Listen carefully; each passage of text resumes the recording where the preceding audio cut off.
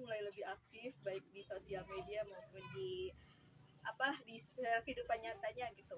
Banyak juga anak-anak muda yang sekarang berpartisipasi ikut jadi anggota KPPS, juga ikut dalam bukan demo kampanye kayak gitu. Jadi saya semakin lama partisipasi warga Indonesia semakin baik sih dalam pilkada ini. Gotong royong itu untuk tahun ini pilkada kayaknya nggak beda jauh sama pilpres. Semangat dan gotong royongnya pasti akan terjaga, minimal sama lah kayak pilpres 2024. Partisipasi warga dalam pilkada 2024 sangat penting dan mencerminkan nilai gotong royong. Dengan saling mendukung dan berkolaborasi, warga dapat memperkuat persatuan dan kesatuan. Tentunya semangat warga di Pilkada 2024 mencerminkan sila ketiga. Kayak misalnya tuh warga bekerja sama menciptakan lingkungan yang nyaman dan aman, dan juga saling mengingatkan hak memilih tanpa adanya memecah belah. Menurut saya sih sangat bersemangat dan sangat antusias ya. Terlebih dalam hal bergotong royong antar warga gitu. Menurut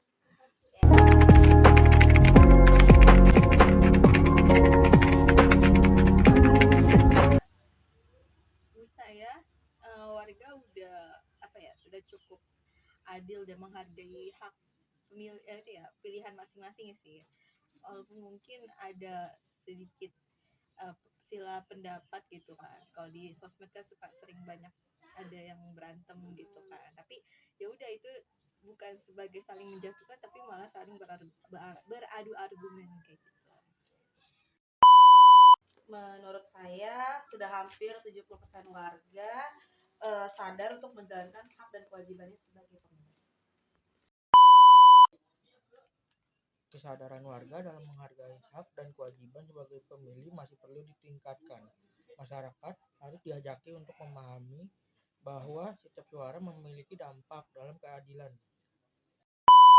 Tentunya kesadarannya itu kayak sebagai hak dan kewajibannya dalam memilih, kayak ikut diskusi publik, terus kayak memilihnya kayak jelas gitu tanpa tergoda sama uang-uang.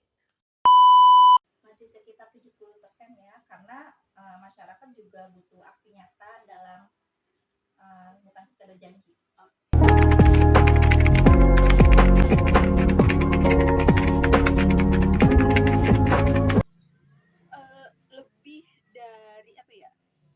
Lebih dari warganya yang jujur, kenapa nggak pemimpinnya yang jujur? Bener loh gitu. Dibanding masyarakatnya yang jujur akan pilihannya, mungkin lebih baik kalau emang pemimpinnya dulu yang jujur, sehingga masyarakatnya bisa dengan jujur juga menentukan pilihannya Sekali apalagi kalau kita memilih untuk memimpin 5 tahun ke depan. Jadi sudah harus sejujurnya kita pilih sesuai dengan Pancasila keempat tersebut. Dan tanggung jawab dalam memilih adalah kunci salah satu untuk mendapatkan pemimpin yang berkualitas, adil dan tegak. Menurut saya itu penting ya, kayak menjaga integritas, terus kayak karena kita harus milih itu lihat dari rekam jejaknya, kan nggak mungkin juga kita milih itu karena diiming-imingi gitu. Sangat penting dong, karena kan kedepannya kita akan dipimpin oleh pemimpin yang amanat, jujur dan bertanggung jawab.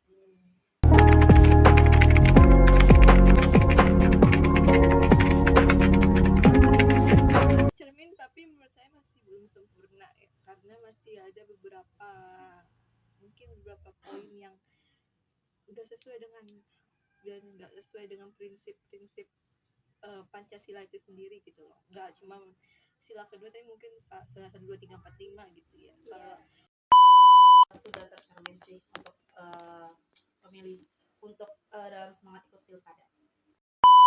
Tergantung pada kesejahteraan bersama. Jika warga menyadari bahwa hak pilih mereka berkontribusi pada perbaikan kualitas hidup bersama. Tentunya antusiasme warga itu sangat mencerminkan sila kedua. Kayak warga yang benar-benar peduli sama lingkungannya tuh pasti bakal milih pemimpin yang benar-benar ngelihat ke lingkungan umum, bukan cuma golongan-golongan tertentu. Tadi saya sudah jawab.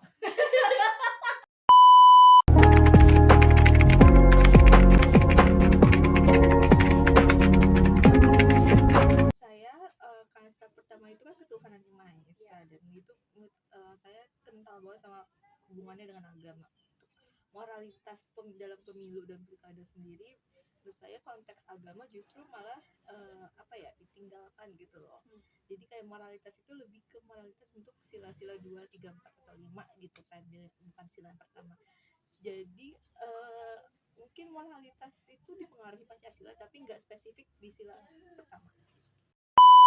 Sangat berperan penting, apalagi kita sebagai warga negara yang bertuhan, pastinya kita memilih pemimpin yang sangat jujur dan beretika, dan itu akan sangat amat berpengaruh lah kepada kita sebagai pemilih.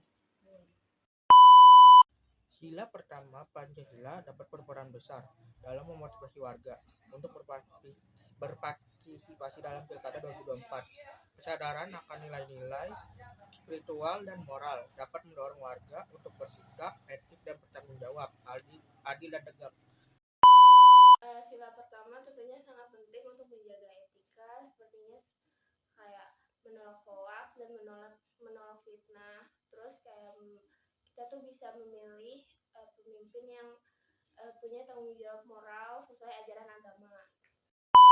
Berperan besar terutama untuk pemimpin kita sih itu, karena kan beliau melaksanakan kewajibannya bukan hanya sekedar janji saja.